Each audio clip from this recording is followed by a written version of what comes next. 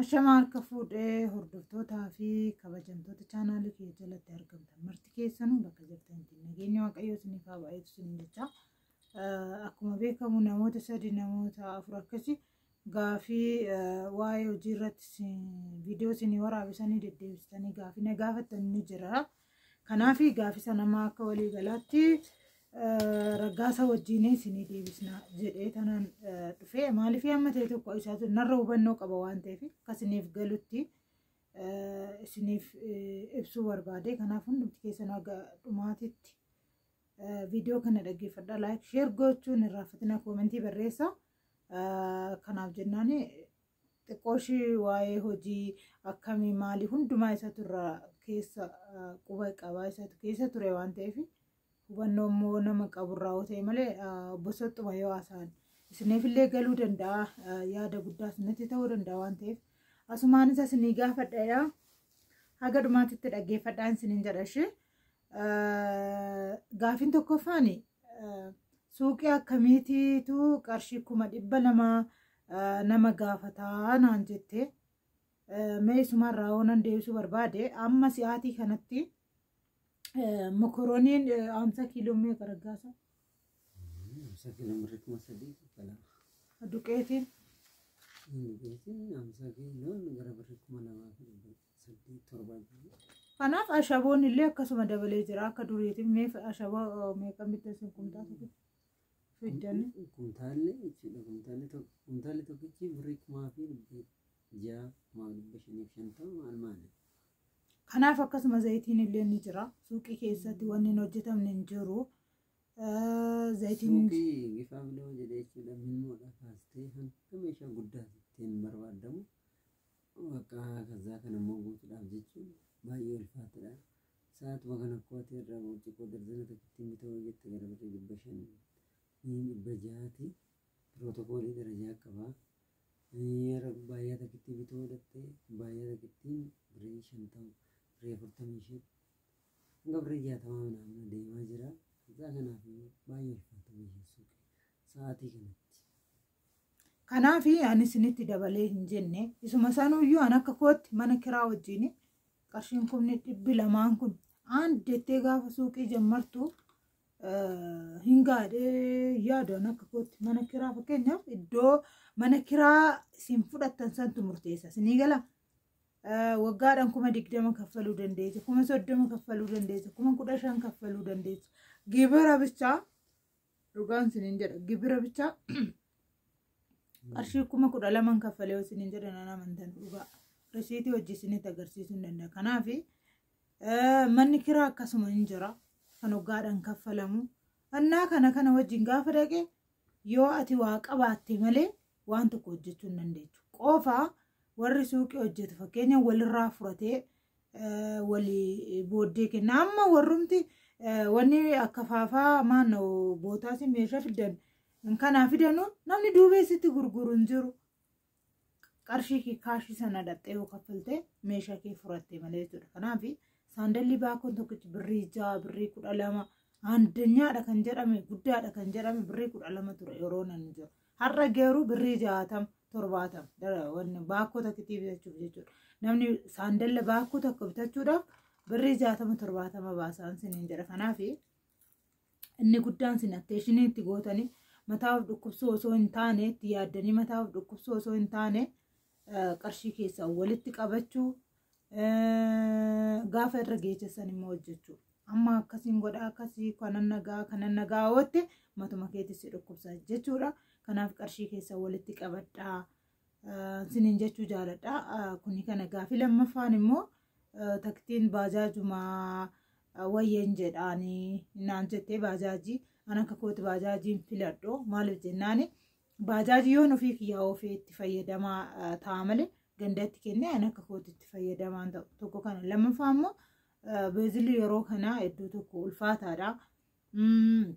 Nama 3 moo nama 4 oli noo fe'atanii deemu. Nama 3 ol fe'atanii deemanii isaayyuu yeroo hunda gabaawwanni iddoo namni tajaajilamaa ta'uu danda'a. Kana deemtee yoo kennite immoo achi tagaacaatee maal jettee hedduu takka mataa na dhukkubaan akka kootti. Isin immoo garuu isintuu beeka.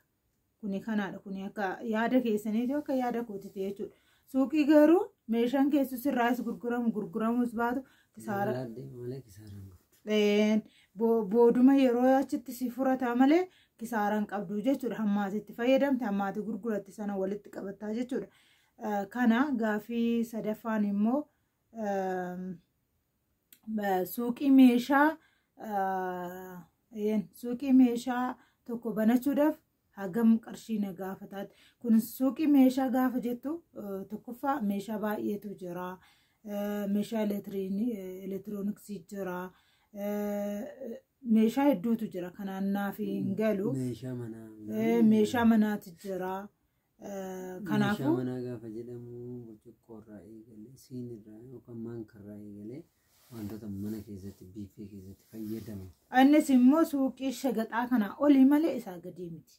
Hedduu ulfaataadha. Har'a sa'anii takkitti bituu godhate birrii meeqa akka nama gaafatu akkuma waliin beeknus dhagaatii jirtanis kanaa ol sin gaafata malee kanaa gadi miti suuqii meeshaas ni galee biyaansoo suuqitti qashuutu takkan dhaabette suuqii meeshaa godhate kuma 600-700 hin banta'ee yaadu. Maaliif jennaani amma fakkeenyaaf saanii yoo fidde gosa tokko saanii yoo fidde darzana tokko fidde tokkos immoo gosa tokko saanii yoo fidde darzana tokko fidde fakkeenya jechuudha. Feermuuzii yoo fidde akkasuma sahanoota adda addaa bircuqqoowwan joogiiwwan adda addaa yoo fidde hagasuma.